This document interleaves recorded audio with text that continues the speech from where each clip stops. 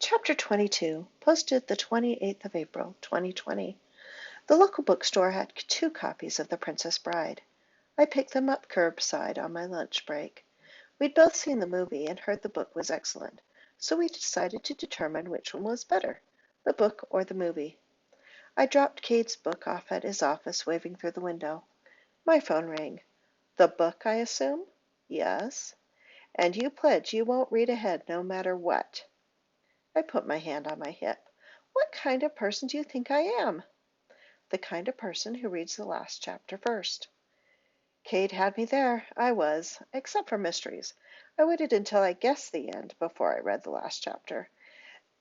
This was one reason I preferred paper over ebooks. Ever so much easier to read the last 3 pages of a paperback. I promise. On pain of being banished to the fire swamp? I'm sure I could survive. True, but the book version might be more difficult. Fine. I won't read ahead for any reason. Satisfied? Cade's laughter filled the air. I'm sure I could hear him from inside the office as well as through my phone. Yes, I'll call you at 6:30 and we can start reading. The rest of the day flew by. A package arrived from Julianne. She'd marked "Do not open until April 30th" in several colors of crayon. My birthday was this week? I mean, I know it was, but the month had been so weird I'd more or less lost track. Birthdays hadn't come up with Cade. I didn't know when his was. I checked his Facebook profile. He was one of those annoying people who hid their birthday from the world. After what he went through with Gwen, saying, "Hey, my birthday on Thursday," seemed super weird. But if I didn't tell him, he might wonder why. There wasn't a good answer to this one. Maybe he was one of those people who checked Facebook and messaged happy birthday each morning.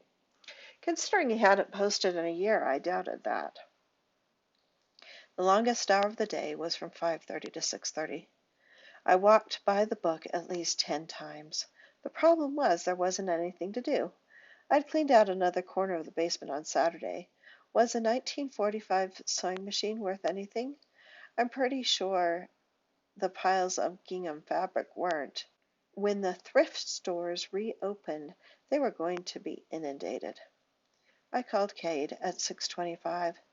I just couldn't wait any longer. He answered, laughing. "Is it me or Prince Humperdinck that has you impatiently waiting?" "The dread pirate Roberts, of course." We read the first chapter. I didn't realize that a simple stew had such ancient beginnings. Now I was craving stew. The second chapter went faster, and we waited for the end of the chapter to compare the book to the movie. Cade started yawning around 9, so we put down the books and said good night.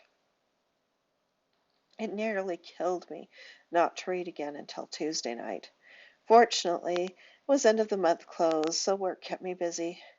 There just isn't any way to dress up bad numbers. Kate and I grabbed Chick-fil-A and read up at the church parking lot. We watched the sunset.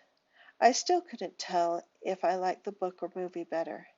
The book had some things that I just wouldn't translate well to screen. That must be an advantage of having the book author working on the screenplay. He knew exactly what to leave out. Of course, we had 2/3 the book left to go. We stood 10 feet apart, waving our goodbyes. "Have you looked at the Bears website today?" "No." "You should." I pulled up the site on my phone. Cowboy Blair held the hand of a bear in a pink tutu. "You bought him a girlfriend." I figured if I couldn't hold your hand, at least the bear could hold his girlfriend's hand. Girlfriend? My heart sped up. I would not ask for clarification. The governor is relaxing more restrictions. My mom isn't. I don't think she'd be happy I'm putting you at risk this way. Has anyone even had a cough? Cade shook his head. I'm glad. I waved and slipped into Gretchen before saying anything stupid. Monday we could touch, maybe, and I knew holding hands wouldn't be enough. Lauren Grace to readers. How does Cade find out about her birthday? What does he do? Maybe Sierra could be indirect and say something like, waiting to read The Princess Bride every night is hard for me, just like not opening my birthday package from my roommate. See, this is adorable. I started reading Princess Bride over the weekend. I'm still in the first chapter, though. Maybe I shouldn't have read all of the beginning stuff. I think he happens to see her birthday on his events in Facebook.